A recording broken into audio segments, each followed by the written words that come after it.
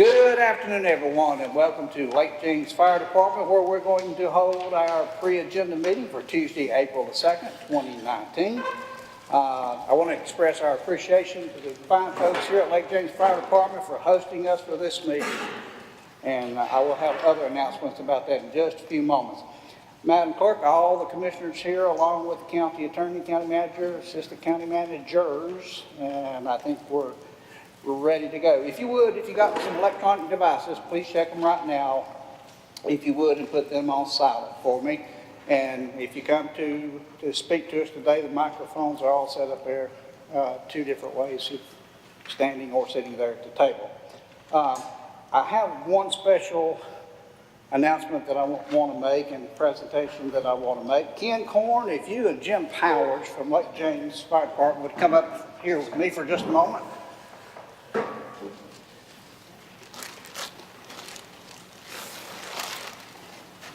I understand somebody's having a birthday, kind of, sort of, and on behalf of the Burke County Board of Commissioners and the citizens of Burke County, I want to present you with this certificate of special recognitions for the 50 years of dedicated public service from 1969 to 2019 that the Lake James Fire Department has given to this community.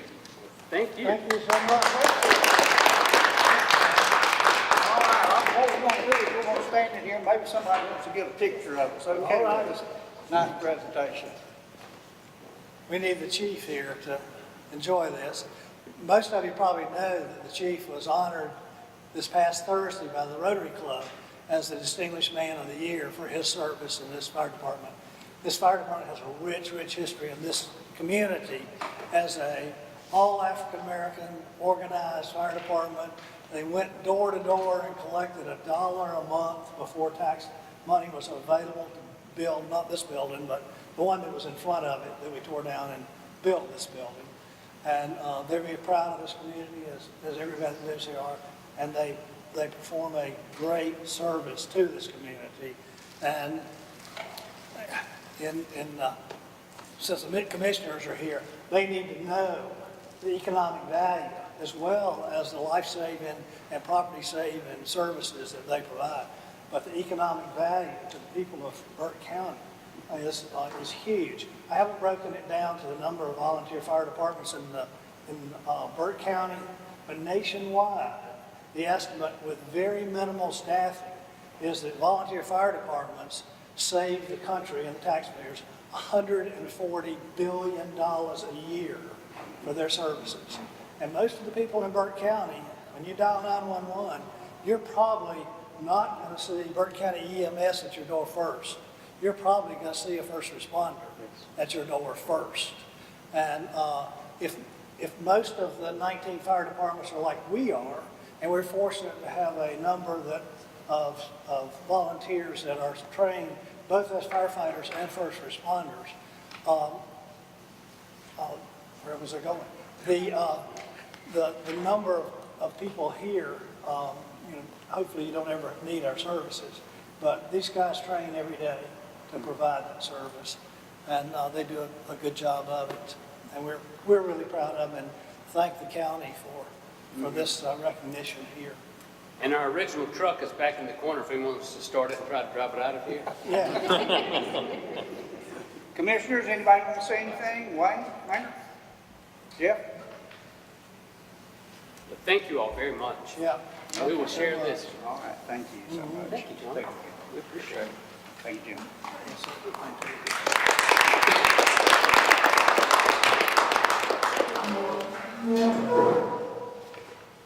Maynard, if you and Wayne would join me next, please, up here. You're in trouble. You're coming to the principal's office.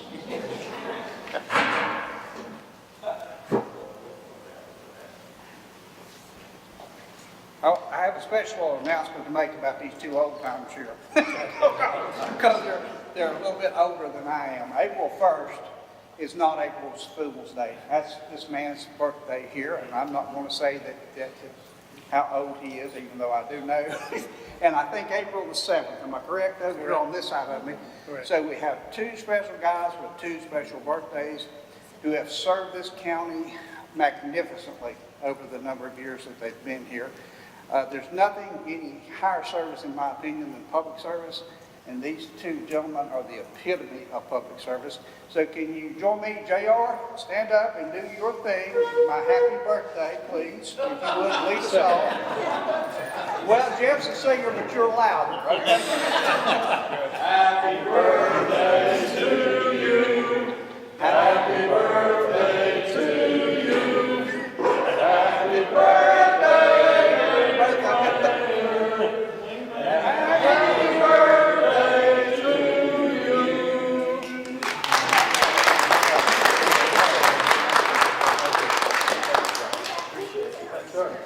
We do have cookies and ice cream, so if we won't say a whole lot today and ask too many questions, we'll have cookies and ice cream later on, if it doesn't melt on us. All right, now that the fun part's over with, and thank you for indulging me on that. The second item is our approval of the agenda. Gentlemen, you've had that for a day or two, so I'll entertain a motion. All in favor, say aye. Aye. Madam Clerk, that'd be 5-0. Moving on to our presentations, our first one today is from the Health Department, is our 2018 State of the County Health Department report presented by Rebecca McLeod, our Health Director. Rebecca? No. And or Lisa. Come on, Lisa. It's going to be Lisa Moore. I should have known that. Okay. Push the button. And it's red. I'm all good. Can you hear me? Pull it towards you. Just close your And you hear me now. Can you hear me now? Okay. So good afternoon, Chairman and Mr. Steen, Madam Clerk, and Commissioners. I'm here today to present your 2018 State of the County Health Report. As it is a requirement in between our community health needs assessments, we have to do a State of the County Health Report and just report on what changes have occurred in the last year between our assessments. And our 2019 assessment, we are working in the middle of getting all that together, so we hope that you will go, if you are a Burke County resident over the age of 18, and take our survey so that we can get those compiled by the end of June and see what our needs are for this new 2019 assessment. You have a copy of the report. If you will notice in the demographics section, there really wasn't a whole lot of change since 2015, and any of those, the only really noticeable change was the median household income rose about $1,000 from 2016 to 2017, from $39,759 to $40,854. With population poverty and unemployment and educational attainment, all have stayed relatively the same within the same ranges for those years. There were a couple of changes, if you noted, in the leading causes of death from the last time that they took those to the estimates for the 2017. We've had unintentional injuries move from rank of 6 to now rank of 4. We think some of that has to do with the drug epidemic within the county, so those unintentional drug overdoses, it goes into that number. You will notice that motor vehicle injuries and Parkinson's disease were not previously in the rankings and now have moved into the rankings. You will notice that goes a lot, Parkinson's goes a lot with the generation getting older, so you will notice that those things will change a little bit. As part of the 2016 Community Health Needs Assessment, you had to identify what areas that you wanted to work on for the 3 years until your next assessment. Those 3 priorities that we chose to work on was substance use disorder, mental health, and poverty. So the rest of the document actually goes through what's the progress that we've shown out of those 3 priorities. So the first section is substance use disorder. We started this in 2017. We've had 3 successful community forums with substance use disorder, from general substance use information to the legal aspects and then to employment aspects of substance use disorder. So out of those community forums, there were 3 overarching things that came out that identified with the community piece that really wanted to work on. And one of those was the diversion component from the legal aspect to reestablish adult drug court. And second was to get us some additional residential treatment options with long-term recovery support. And the third one was prevention efforts at all levels within the community.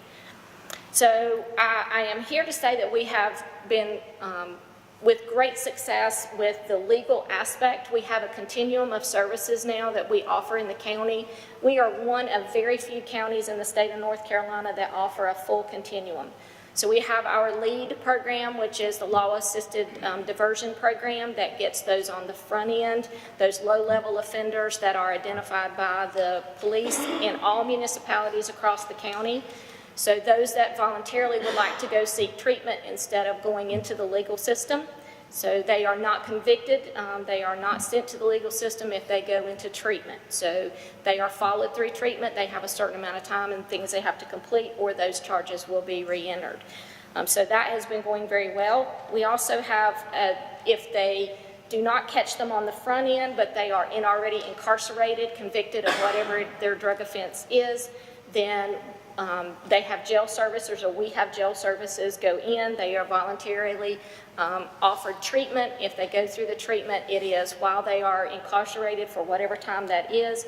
When they get ready to leave incarceration to come back into the community, they have the Bridge program, and that Bridge program helps them reintegrate back into the community and help them with housing and food and all the essential social determinants of health, but also keeps them in long-term treatment. So their recidivism rate is much lower if they stay into that program. Then we have the other end. We just received notification in November that we received a $500,000 Department of Justice adult drug court grant that is for 4 years. That is to implement drug court back into Burke County. We've kind of hit a few little bumps in the last little bit. It was set to start here in April on the 16th. We are going to have to push that back a little bit and do a little bit of restructuring, but that is going to be starting soon.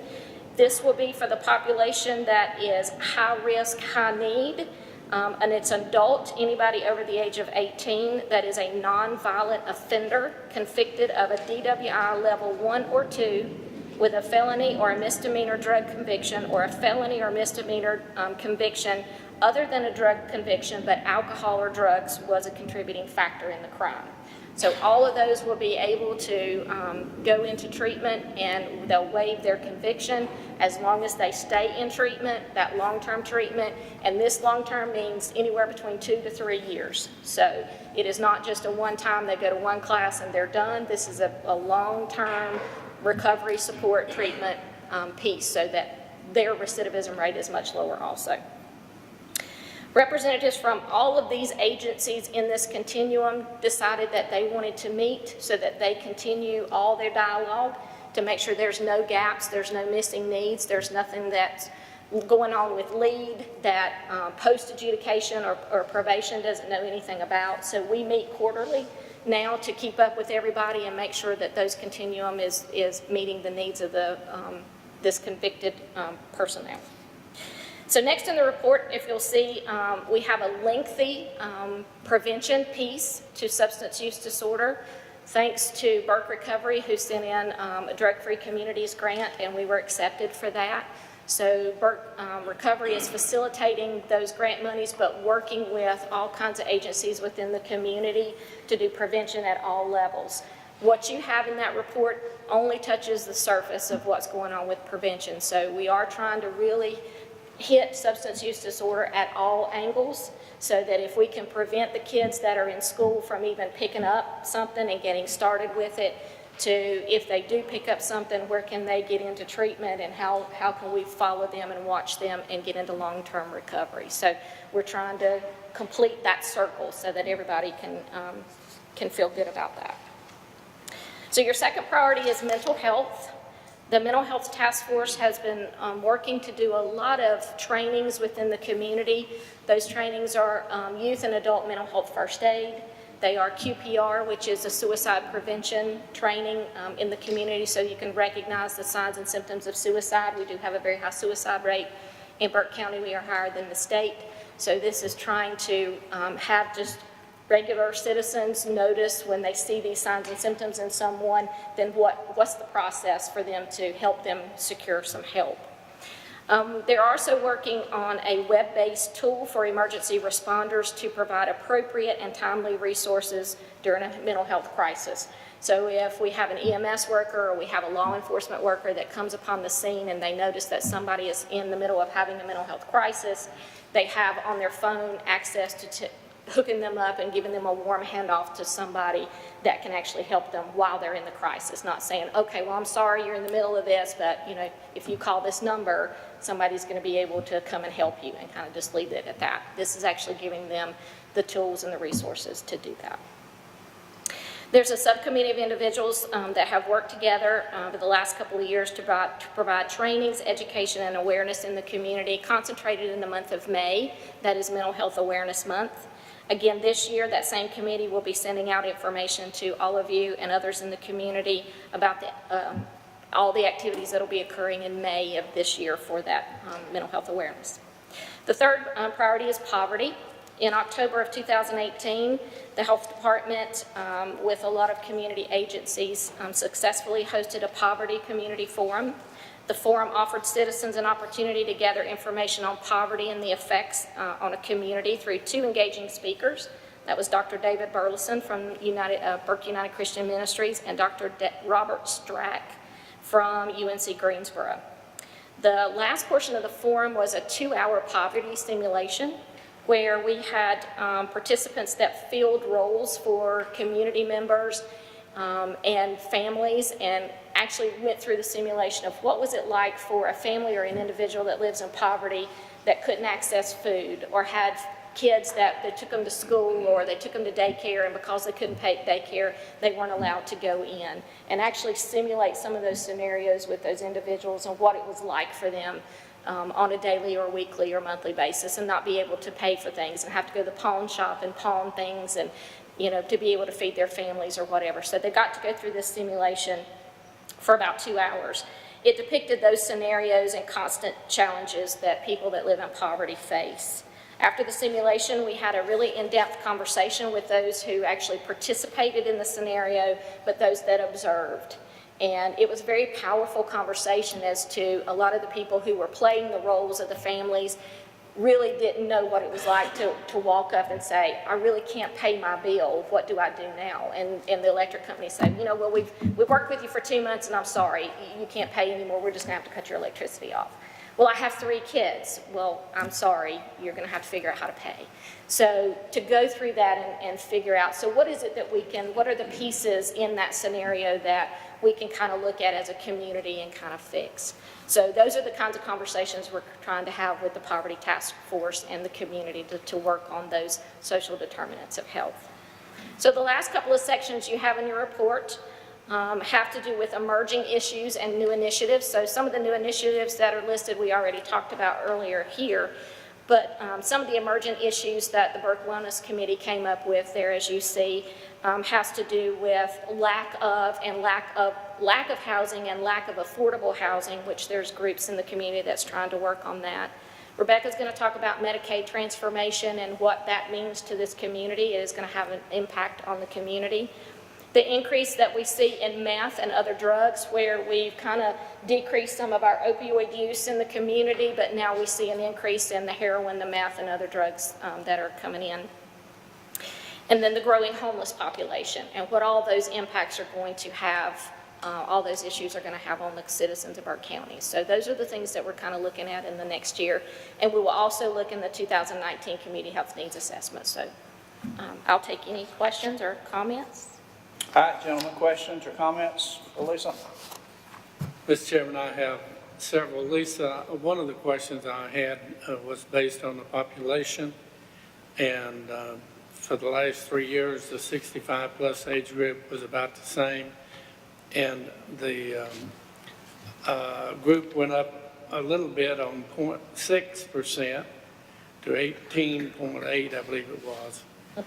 And I think the question there is more than anything else is to kind of get a grip. I'm a little surprised it went up some since there's so many deaths. And I don't know total, that was the second question. Y'all had deaths up to 65, but you didn't have them beyond that on there. And I wondered what the total death for Burke County this last year would be. But I have heard the numbers that more than 50% of the deaths in Burke County are over that 65-year age group. And yet we must be importing a bunch of 65-year-olds into our county is my only guess. But since you have the statistics, I don't have to guess. Well, it doesn't list them, it lists them in a clump, so it doesn't list them out, anything over the age of 65. They don't list like 85 and above. This is from the Census Bureau, and it's all estimated. So until they do the census again, you're really not going to have those concrete numbers. They just estimate from year to year what it might be, what it could be. But in all honesty, for the last several years, that's what our community has imported, as you say. We've had a lot of those older retirees that have come in that are over the age of 55.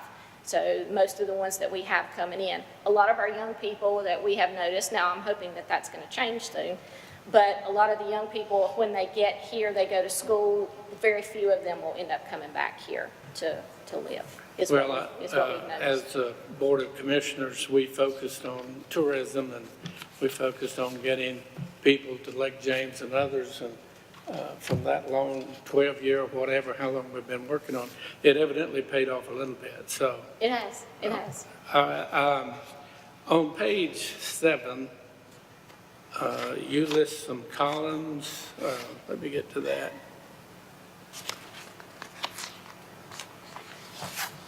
Come on, page 7. Anyhow, you have a graph there, and it has a category that there's not a graph on. I just wondered what that was supposed to represent to me. On 7? Yeah, it's a gray, I believe it's page 7, yes. You've got down at the bottom, blue is 18 to 24. Oh, And that over is on the on right, page you got column 2, it's gray. I don't see gray. There's no gray. That was just a mistake. Sorry about that. Did you hear that, Wayne? We had a birthday, there's no gray. Yes, there's no gray. That's good. You are not seeing things, I promise. Under your emergent issues, your report indicated some categories that are actually show an increase. And I was just wondering if those increases, if what we implemented on those emergency issues didn't work, couldn't work. A lot of these are actually new emerging issues. We have seen over the last several years, the school system has said that they have an increase of grandparents or great-grandparents raising their kids. A lot of it for the drug use issue that we've got in the community. And that was brought up from perspective of a grandparent on our Burke Wellness Initiative. So that is an issue that we have not looked at before. We haven't actually put something to it to address that. So we'll need to work with the school system and Lisa Shell and her grandparent group to see if that's something that we can use. But I'm hoping when we kind of curtail this drug issue a little bit, maybe that might help some if we have those younger individuals that have children that are in addiction. If they're not in addiction, they're in long-term recovery, they can take care of their children, and we will. Can part of that be attributed to you implement something this year and you don't have enough trail time to really show what results and what it would have? And that probably ties into my last question. I've asked this before, but I'm puzzled a little bit that poverty is still so high when our unemployment is down at, what, a 40-year low or so, 3.6, and I think the last figures, it moved back up to 4.2. But it looks like with everybody working and everybody making more money, apparently, that would not be as big a factor as it was in the past year, and we haven't gained any on that. And that just a question, is there an explanation for that? Well, Johnny and I actually, we had this conversation at the Burke Wellness Initiative meeting because Johnny brought up, it depends on what site you're looking at for poverty numbers and when they come out, because you're going to get a wide variety of what those poverty numbers actually look like. it would be great if we had local data and we could, we had a database that we could keep all that in and we could say, okay, here's what we've had from 2015 to 2022. But unfortunately, we don't have that. So we're having to pick from, we just need to probably pick one site, and that's where we get it all from all the time instead of trying to figure out where it comes from. But that's some of the issue. The other issue is that, yes, while some things have actually come up and made, you still have to look at some of the individuals that are working are still not making what they call a living wage. So they're still going to fall below that poverty line. And so they're still going to be listed in poverty, even though they're working, they have a two-parent household that's working, they're still not making enough to make all their ends meet. So they're still going to be listed in that poverty line.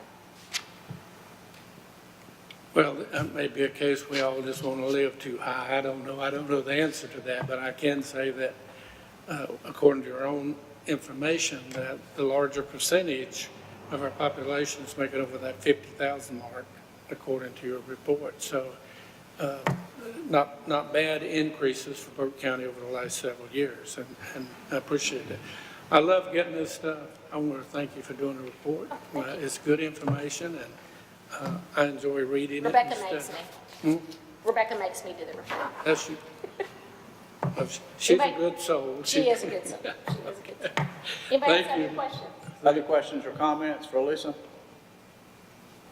All right, hearing none without objections, this will remain on the agenda. Thank you, Lisa. Moving on to item number 2 from the Health Department also is presentation of the Medicaid transformation in the Burke County Public Health Department presented by Rebecca. Okay, I'm supposed to ask you, am I coming back to present it again on the 16th, or are we good to go? You tell me. I'm good either way. A summarized version. Thank you. Okay. Rebecca. Good afternoon. How is everybody? Well, I'm following up behind Lisa, and I'm going to talk about Medicaid transformation. I had promised back in the fall that I would come to you when I had more information about how public health and Medicaid transformation would be impacted here in our county. And I did put you together some slides, and I'm not going to read them to you because I hate to be read to, but I tried to be as succinct as possible in coming up with the objectives to let you know that pretty much, Scott, if you go to the next one, there you go. In looking at why, one of the main reasons why North Carolina has chosen to look at managed care, it's basically bottom line to save money and to provide better access to care for individuals in all the counties, and to integrate as many possible services as possible, which they still really don't have the behavioral health and substance abuse and some of those plans worked out and will not start in this fall or in 2020. They're still pushed out. But when we're trying to look at it from a public health standpoint, we're not like regular physicians and offices because we're mandated by law to provide services.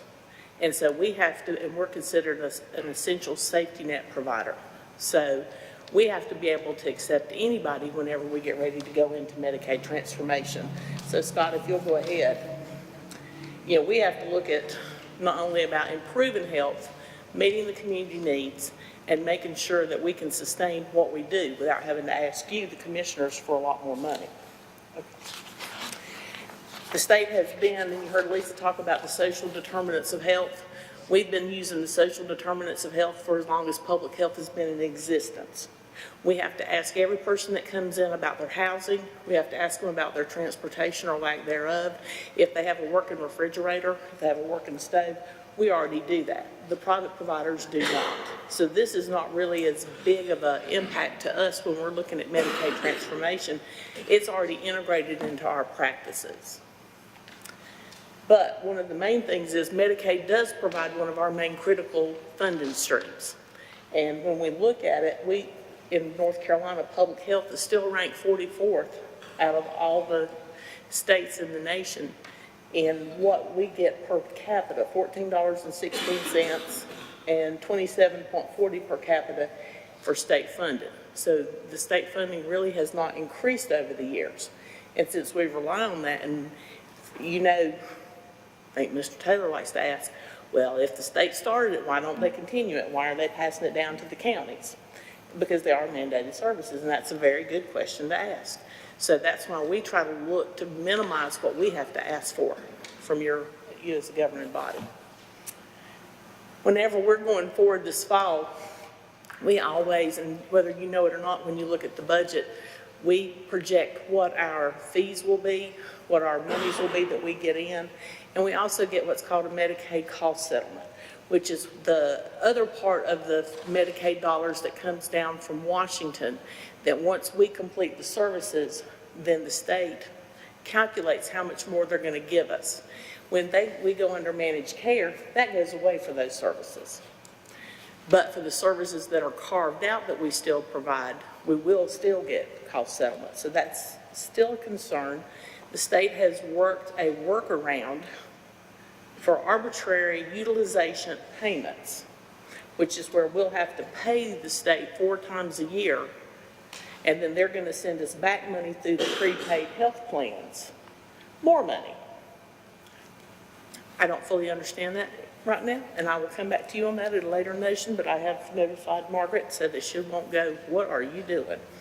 It's something they've told us so we can get our money. We've been doing accountability for years. We have our agreement addendas, and I think, you know, and as we go forward with this, they did approve, they being the state, 4 statewide health plans and 1 regional plan. We also do care management. You've heard us talk in the past probably about our OB care management and our child care coordination for children. That's where we work with all the pregnant women in the county, doesn't matter who they are, and we work with families birth to 5 if they have a need. And we provide care management, and they have found over the years that working with a pregnant woman and families in need, they actually are able to have better health outcomes. So we actually are still able to utilize that, and one of the challenges and one of the concerns we have, we're guaranteed to continue to get that money for the first 2 years. After the first 2 years, it can go to any of these managed companies. So we're working really hard in making the staff keep their numbers up and show good outcomes. So we're working hard with that. Right now, this one, they've been working on it. They awarded the contracts in March, November. Part of the counties, part of the Medicaid regions go live. For Burke County, that means we go live next February, we hope. And just to show you the map, in case you haven't seen one, we are going to go with, we have to go with the Medicaid regions, because our health director regions and health department regions are different than these. But they're making us move into new regions, just like when Tara came and spoke to you and asked if partners could be the preferred local management entity for mental health. Well, really, in the new way of working, we're supposed to be with VIA, because our people will be with VIA. So it's going to be some change on who gets what coverage, and like a regular doctor here in the county may say, if you go to the next one, they may say, well, I'm just going to see patients who have Medicaid through Blue Cross Blue Shield, or I'm just going to see Medicaid patients who choose United Healthcare. They may only pick 1 or 2 of these providers, and when they do, they're not going to see anybody else with Medicaid, because they're not going to have it. A health department cannot do that. We have to sign up for all of them. And one of the things that we did in anticipation of this is we signed up to become a clinically integrated network, which means we have the ability to leverage, that company leverages services for us, and they actually help contract the services so that we don't have, I am not a healthcare attorney. JR, are you? And I sent them to JR, and I know he just probably rolls his eyes at me. Because it's like, Lord help us, we have all these different contracts. But actually, the Community Care Physician Network, which we're a part of, which is with WellCare and United, they have them they're under contract with them to provide primary care and the care management. They're working to get Blue Cross Blue Shield and Emeritus. If they don't, that means I've sent JR the contract that we have to go through and say that we're going to get. Because we have to be under contract with all of them. People move. The people that we see, they may be here today and they may be down at the coast tomorrow. They may decide they don't like it down there and they move back up here.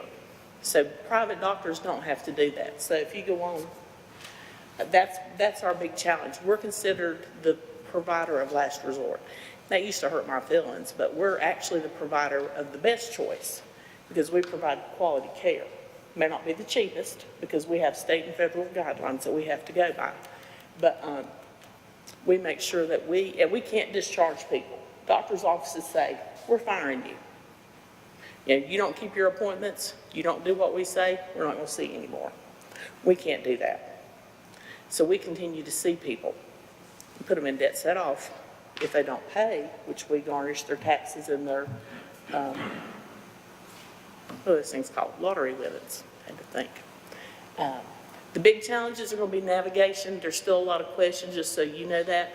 People get to choose which plan they want to be in, and we're still not really sure, and I know on the DSS side that that's still a big question of how people are going to know which plan they're going to go into. I can't give you an answer on that. I just know we have to be ready to see them all. So that's another big challenge, and we have to try to be as cost-effective as possible. And we've implemented our electronic health record that we've come to you about before. We have done our quality improvement, which under the terms of Medicaid transformation is called practice transformation. I'm like, okay, it's called quality improvement. And we have been working to make sure that we have the social determinants of health, which we already have, integrated in to the new forms that we have to do. So this is what we're going to look like. We're going to actually be a preventive and an acute primary care place because we see the people who fall through the donut hole. By doing primary care, there's places for them to go. We do not duplicate services. If somebody is really, truly indigent, then they go to Good Samaritan Clinic or they go up to High Country, the federally qualified health center, especially if they have a behavioral health or mental health issue. We don't do drugs, or we're not going to provide that. That's not what we do. We get the people who have the high deductibles, who pay for the health services plans, or who have high deductibles and can't be seen anywhere else, and we're actually now a Tier 2 advanced medical home. So they're going to have Burke County Health Department as a name on their card so we can be seen. I just wanted to bring y'all up to date. If you go to the next one, you can look at this. I said, you can choose to look at that however you would like to. I choose to look at it as half full. We have a lot left to do. I'll come back to you as we go forward. It was something that'll make your eyes cross in trying to figure it out. But I wanted to at least come and say, what have we done? Where are we going? And see if you have any questions that I may or may not be able to answer at this point. Questions for Rebecca on her presentation? Mr. Chairman, I really didn't have a question, but talking about transformation of the mental health and the health system and everything else, this is going to affect mental health as probably more than it is your health department or DSS.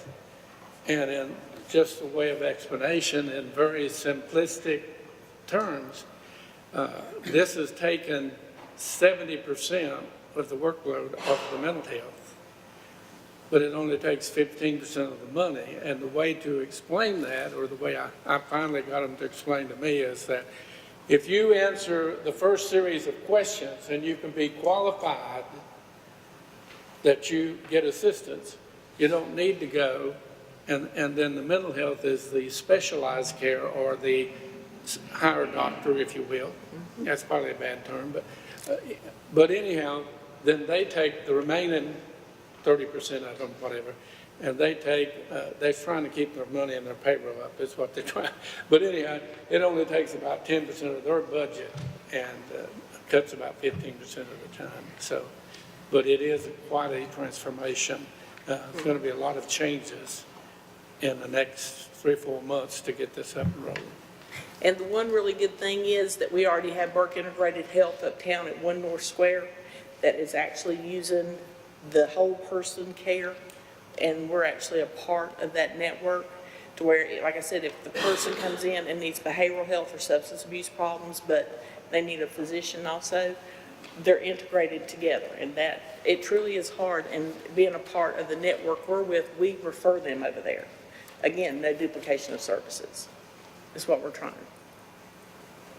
It's a big change. Other questions or comments? All right, hearing none without objection, this report will remain on the agenda. Thank you, Rebecca. Can we come back and do it again on the 16th short? Sure. Moving on, item number 4, we have no scheduled public hearings, so we'll move into the consent agenda. The first item will be from Burke County Public Schools, J.T. Russell and Sons Incorporated, change order number 2, presented by Doug Setzer, Burke County Public Schools Auxiliary Services Director. Douglas. Mr. Chairman, Commissioners, thank you for this time to bring us change order 2 from J.T. Russell. It's our change order number 2. It's the widening of Bouchelle Street and the Sanford Drive there. The signals are up, and this afternoon they were put on the caution to flashing for people to come used to. The change order you see here deals with 2 requirements that DOT asked us. Some restriping of temporary lines in there and the addition of snow plowable lane markers, and also the extension of the sidewalk coming down from our new Mountain View School to meet ADA standards, get down to the signal there that the road, Sanford Drive, can be crossed to enter into Catawba Meadows Park.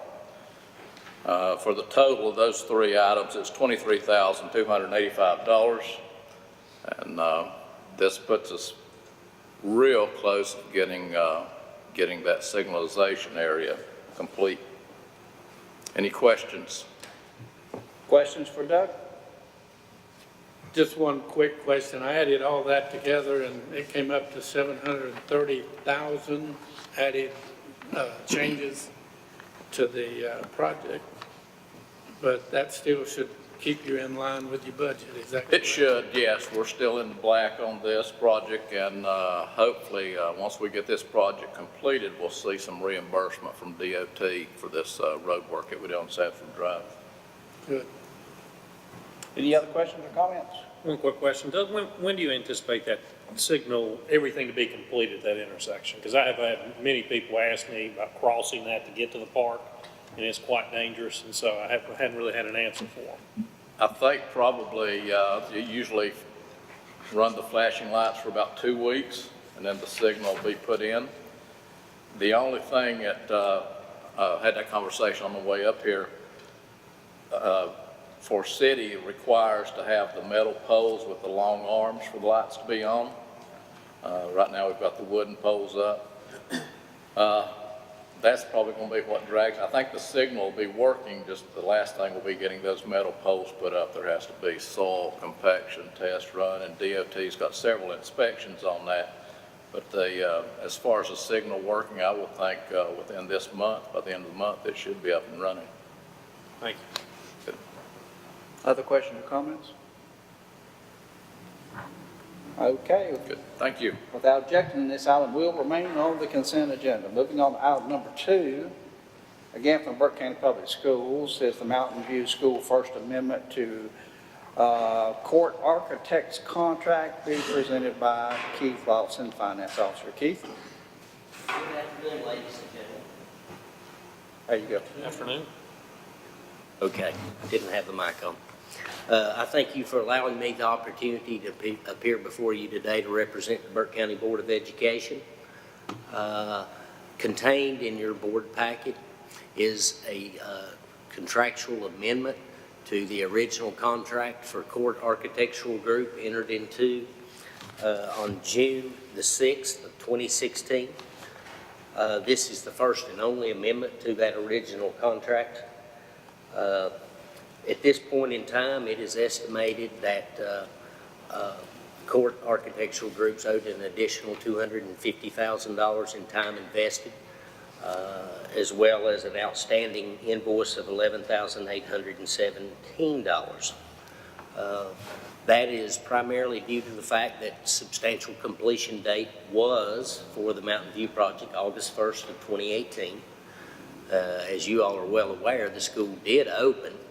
Students, we were issued a certificate of occupancy, and students did occupy the building and start and are progressing through the school year. However, the substantial completion date was not met, so additional time has been invested by the architect for various inspections and revisions. The request for your consideration would consist of 2 installment payments. One upon your approval of $192,455, and the second and final payment upon substantial completion of the project would be $22,455. So the total requested amount is $215,000, negotiated down from the estimated $250,000 of additional cost. This is all a result of significant delays by the contractor and subcontractors of the project.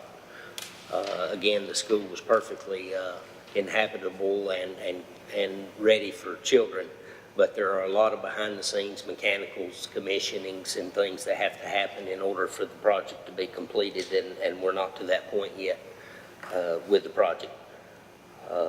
Once we do reach final completion of the project, liquidated damages will be sought with the contractor and its subcontractors to recoup some, if not all, of these additional costs.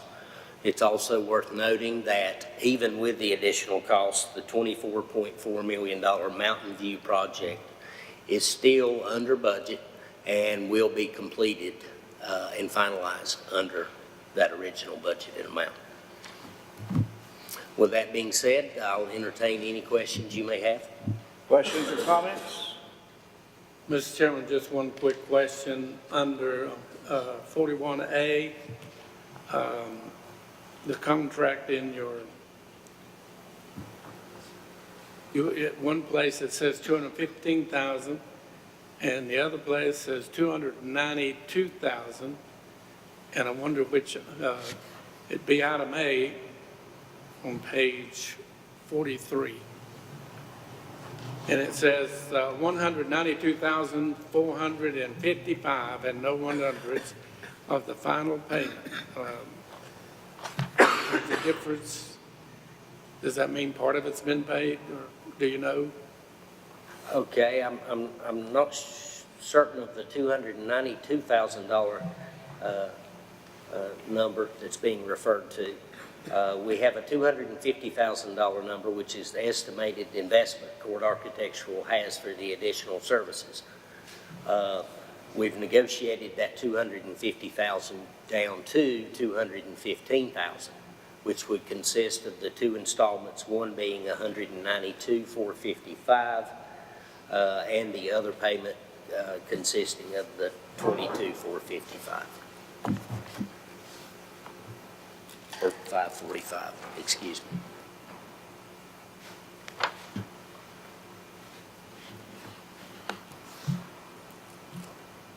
Okay. Have I answered your question? Well, it says final payment under 1, and it talks about 215, and then under A, it says completed additional services, and the final payment is 192, and it's just a conflict of the two numbers. I guess what you're saying is part of that 215 has been paid. No, sir. If you all approve this amendment, the $192,455 amount would be paid upon your approval. What would be withheld from that $215 would be an additional $22,545, which would be then paid upon completion of the project, for a total of $215,000. But neither of those amounts have been paid to this point. So the 192 is really part of the overall 215. Yes, sir, that is correct. Thank you, sir. Yes, sir. I might be able to help on that a little more. The 192 represents work that the architect has already completed. And in my discussions with the attorney for the school board, as well as with our finance director, we didn't feel comfortable in going ahead and paying the entire 215 because it included work that hadn't been done. So they broke it down into 192,000 representing work that the architect has already done, and the 22,000 representing work that the architect has to complete before we pay him. Yeah, that's listed under B. Okay, I got it. Thank you for that clarification, Mr. Simpson. I appreciate the help. Any other questions or comments for Keith? All right, hearing none without objection, this item will remain on the consent item agenda. Thank you, Keith. Thank you. All right, gentlemen, moving on to item number 3 is from the county manager, a proclamation declaring May the 2nd, 2019 as National Day of Prayer. Brian? Thank you, Mr. Chairman, members of the board. I believe we've done this for a number of years, so there's not any real significant difference from past years, but if you'd like to do the proclamation, we'll move forward. All right, gentlemen, questions for Brian on the proclamation? Hallelujah, round of applause for that. You can do a hallelujah, and I hope you're on the courthouse square for the day of prayer, which is always on that day, May the 2nd. I thank you for that, sir. Okay. All right, without objection, this item will remain on the consent item agenda. Moving on to item number 4 from the county manager is amendment to the Morganton's DIG program. Brian? Thank you, gentlemen. This has been around for some time. The city of Morganton is wanting to make a couple of subtle changes. They are going to leave the River District, Hospitality District, and the Downtown Districts as they are, or if they do anything, there might be minor modifications to expand just a little bit. They are looking to delete the area that they call the Motor Vehicle District from the program at this time. And they're also looking at, one of the other notable changes is the investment amounts, and they are requiring larger investments, and they will not do this for nonprofits. That was not stated in the past policy, but it was kind of implied. One of the things that I had some concern with was how the incentive calculation was done for projects in the downtown district. The city manager has one viewpoint of how to do that, and mine is a little different. They're all taxes, so I thought they ought to be all added together to do the calculation. But our city friends said that they want to use that and pay that exclusively from their downtown district tax. So that would be the only thing that I was not fully at ease with, but that's a rather minor thing. The projects, it will have to start, I think, at about the $4 million minimum increase over the current value of a project area. That group would go from $4 million to $7.5 million. There'd be 50 cents per $100 of increased land or building value as part of that incentive calculation. And then the other would be for over 7.5 million. So the smaller projects will not feed into this under the new policy. I don't know if y'all read through this in your agenda packet, but not anything extremely difficult or different from the past. All right, questions for Brian? Mr. Chairman, not a question, but I did want to make a comment. DIG is not one of my favorite grant programs, but it is designed to fit special situations, and it does work. And under B on page 5, it's one of the key things that it's designed to attract and expand new and existing businesses and service. The DIG is usually dealing with property already there, buildings already there. And I think we have to, I think we need to look at those at one-on-one at each situation, but it would fit a niche to some businesses, which would help us bring more business into our county. So I think it's something I personally would, like I said, it's not my favorite, but I think we ought to keep it on the table. Other questions or comments? All right, hearing none without objection, this item will remain on the consent item agenda. Gentlemen, as a sidebar, I asked the county attorney to contact Morganton's city attorney as there was some MOUs to be discussed at Morganton's meeting last night regarding proposed hotels and other businesses near the old Abley's restaurant in anticipation that DIG may be a part of that. JR, would you enlighten us as to what the city attorney told you? Well, the city attorney provided me copies of the proposed MOUs with the Stroops, the owners of the land, and the developers. And all those MOUs are concerned about at this point is allowing the city to build a road that would connect South Sterling Street and West Parker Road, and to put in water and sewer lines on that property. So it wouldn't have any effect on the county at this point. Okay. Thank you, sir.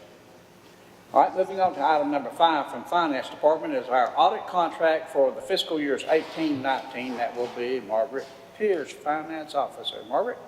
Good afternoon, gentlemen. You have in the packet the renewal contract for Loudermilk Church to provide the county's annual audit as required by North Carolina General Statute 159-34. They have proposed to do the work for the same price as last year with no increase. Questions for Margaret or comments?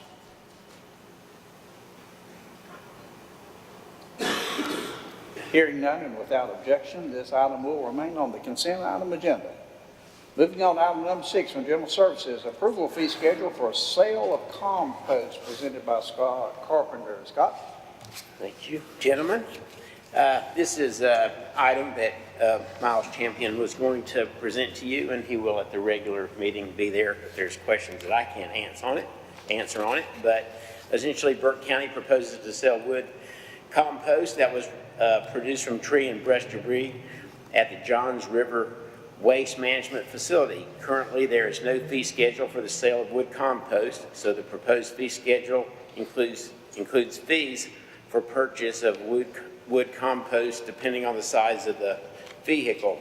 Landfill personnel will load vehicles at the compost pile locations, and payment by buyers will be made at the scales upon arrival at the facility.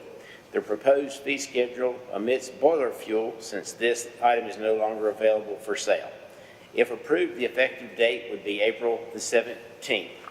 And if you look at attachment G, we're proposing 3 different ways of selling the compost. The first would be through a small pickup load, which would be $10.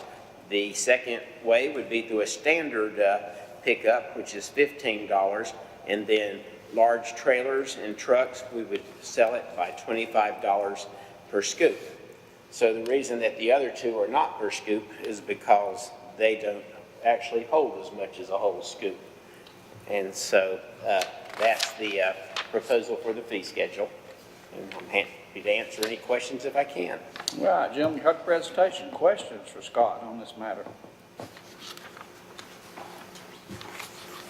All right, Scott, thank you so very much. And without objection, this item will remain on the consent item agenda. Moving on to items number 7 and number 8. Danny Eisenhower, our tax department collection report and release refund report. Danny? Afternoon, gentlemen. Thank you. Excuse me. Tax collection report. We have property tax. We're at 99.58% of the budget. Motor vehicles, we're at 77.11% of budget. That gives us our current year tax budget at 97.34 collected.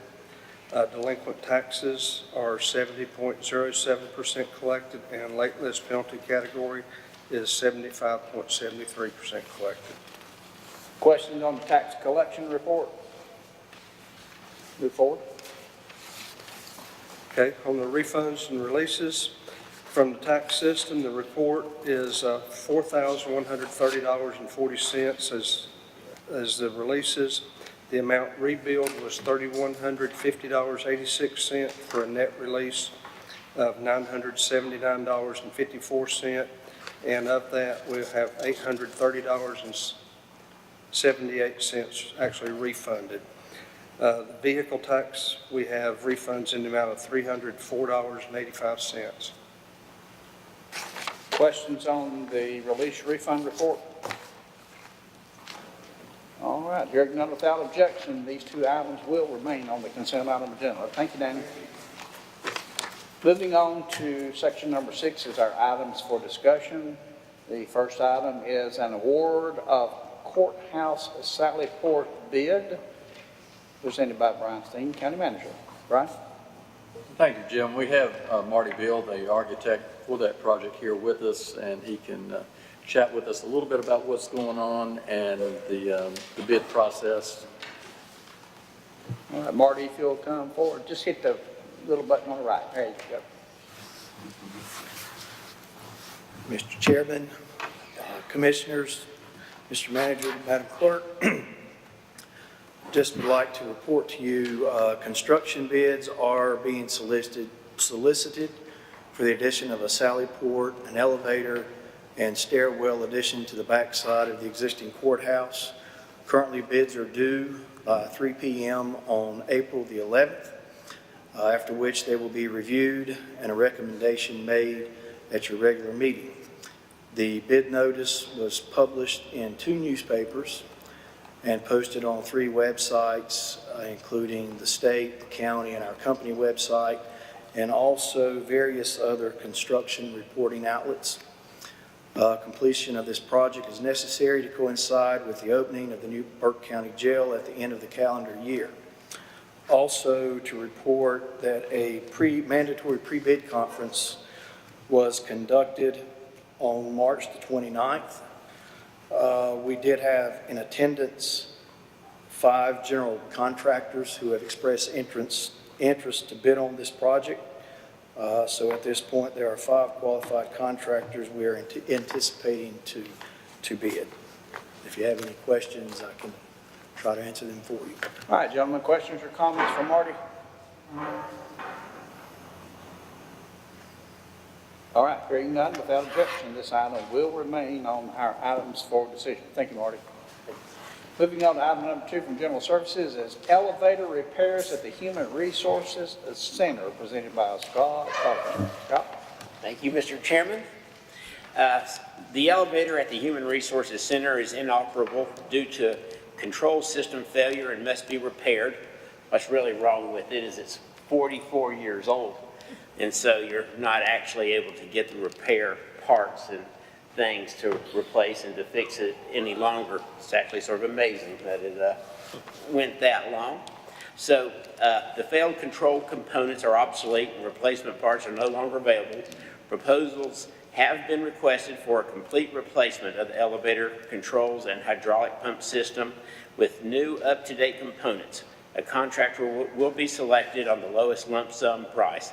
The bid tabulation and staff recommendation to award the contract will be presented to you all at your regular meeting, and the quotes are due April the 9th. And that's all I have on this item. Questions or comments for Scott?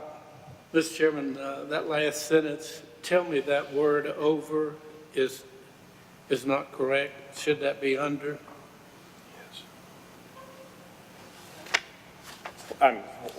What are we looking at, Mr. Manager? Authorize the county manager to execute the contract on behalf of the board if it's over $90,000. What? Yeah, my authority is up to $90,000, so if the contract comes in at over $90,000, it would require the board to act unless the board authorizes me to act on their behalf. So we do expect it to go over 90,000. It's insurance. If it does, we deal with it. If it doesn't, then we're in great shape. Okay, it just seemed like it needed to be under instead of over. We were hoping for a preliminary number, but we didn't get one in time for the meeting. Scott, are the carriages themselves okay? It's just the controls? I believe the whole thing has to be replaced. Okay. I believe whenever they do this, I've watched them replace one in an older building and when I worked for emergency management, and they gutted the whole shaft. Everything was replaced. Okay. just to be sure that it all fit when they were reconstructing it. Excuse me, Mr. Chairman, we will be taking bids, so, right? Yes. Okay. Yes, they're out right now. We're just waiting for them to come in, and they'll be to us in a week from today. What kind of downtime do you expect, or do you have a clue? I don't know, but normally once they start, it depends on how far out they are. It takes about 2 months to replace one of these shafts. It's been out since last summer. Right. It's what? It's been out since last summer. Well, great, I didn't know that. All right, last summer. Oh, I Anybody see. else know Yes, that? it's completely broken. Sir? It's completely out right now, broken. But to actually replace it, the actual work takes about 2 months to replace a shaft. How's people going up and downstairs? They more mature people in age. They're not, I don't know. They're what? they're not, and the AC can't be fixed either until this is fixed because there's no way. What's wrong with the AC? It doesn't work. It doesn't work. I'll be Miles today. Thank you. No, the elevator went out last fall, at the end of the summer. And Miles has been trying to get it fixed and working with the elevator people the whole time. But they have come up against the fact of the age of the building or the age of the elevator, and there are no replacement parts. The other parts they were trying to get were from the Ukraine. And the Ukraine was the only ones who had the same It's like elevator. Russia? Uh-huh. Okay. I'm just telling you because I ask. Because I ask every month, why is this elevator not fixed? Because DSS people are upstairs. All of our storage stuff is upstairs. All of the school storage stuff is upstairs. And the HVAC system, which has a big part that needs to be fixed, which is broken, cannot be taken up the steps, has to go up the elevator. So people are freezing, and it can't, I just tell them to wear more clothes. Because Miles said until this elevator is fixed, which could be this summer, you asked what time frame, he said about 2 months and getting everything in after doing bids and everything. It can be up to 12 to 16 weeks. It might be longer. Anyway, however long. But yes, it's been, and because they cannot control the air, even though it's a new chiller. But the air conditioning people cannot fix it until this is fixed, and it's been out since last year. Scott, I would really like for you to get with Miles, and I would like to have a Friday report sent to Brian every week and so we can share that with the commissioners as to what is occurring in this project. Okay, sure. Since I've not heard any of this, and I'm just taken aback, I guess. It just kind of surprised me when I heard it today. Would you do that for me? Yes, sir. You know Okay. I will. Mr. Chairman, Rebecca, before you move away, is that doable by a crane? Can you get that part in there with a crane?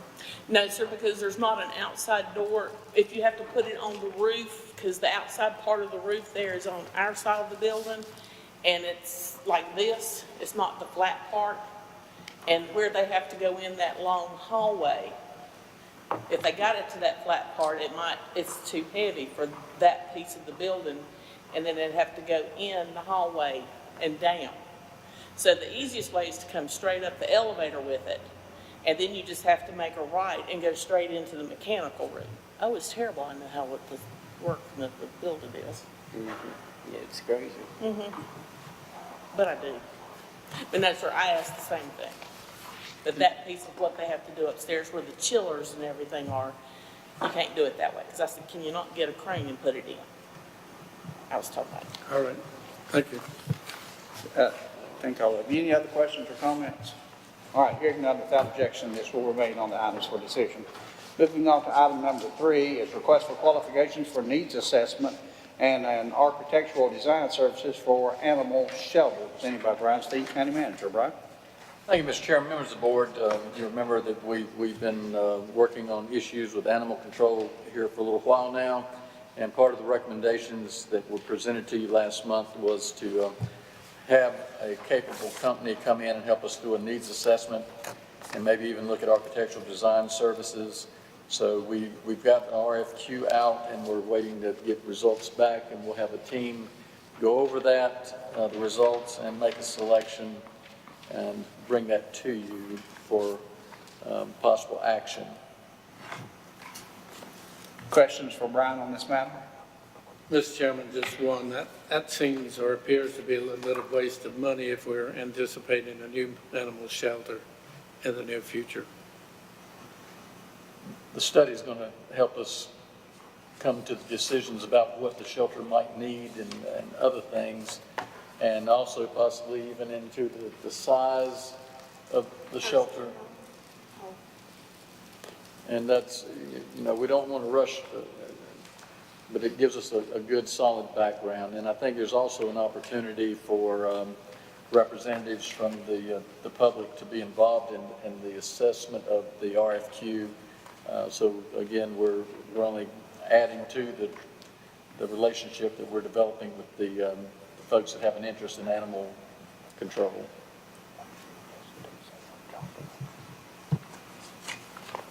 Any other comments or questions? Brian, that one company we spoke with, I mean, you weren't talking about, can you address that a little bit? Well, those folks would certainly be made aware that they can respond. Kay has done a lot of the groundwork on that. Vice Chairman Mulvey, I anticipate an RFQ from them and 4 or 5, 6 other firms from North Carolina, Virginia, all across the U.S. And if I'm not mistaken, when we had that discussion, the cost was very, well, it's a lot of money, but it's minimal amount when you look at the overall cost of the project. From what I remember, was it 15 to 25,000 roughly? That it could possibly cost a little more or a little less. Ballpark, yes, sir. Okay, I just wanted to double check. Any other questions or comments? All right, hearing none, without objection, this item will remain on the, items for decision. Moving on to number 4 is funding for animal shelter floors, presented by Brian Steen, County Manager. Brian? Thank you, Mr. Chairman, members of the board, and Kay may need to help me with this as well, but the current shelter has been inspected by the state, and the state has indicated there's some remedial work that needs to be done to the flooring there so that it needs to be sanded and have a sealant put back on it for, I'm sure it has to do with preventing illnesses and sicknesses and infection. And it's not a, if you want to, it's a, you're going to. And we're trying to get information back on that and have that for you. I've got it. All right. Gentlemen, that work was put out to bid for the floors. 3 bids were received. Surface Concepts is the low bidder at $25,155, and we're asking that you appropriate fund balance to cover the work for the grinding and sealing of the floors at the shelter with Surface Concepts Inc. This is an epoxy resin with some grit in it to keep the animals and personnel from slipping and falling, but it's required by the Department of Agriculture, so we need to do it and do it as soon as possible. Comments for Kay or questions? Kay, this was a routine inspection by Department of Ag, is that correct? Yes, sir. Okay. How often do they make those? I'm not exactly sure, but I think quarterly. They were here in February. So we can't get a reprieve even if they know that we're getting bids for a new building. This is something that's, I'm going to assume, falls into an emergency category. I asked that very question to Lieutenant Massey, and it was his opinion that with the situation that Burke Friends for Animals went through, that we would not be given a pass, but we could reach out to the Department of Ag specifically and directly.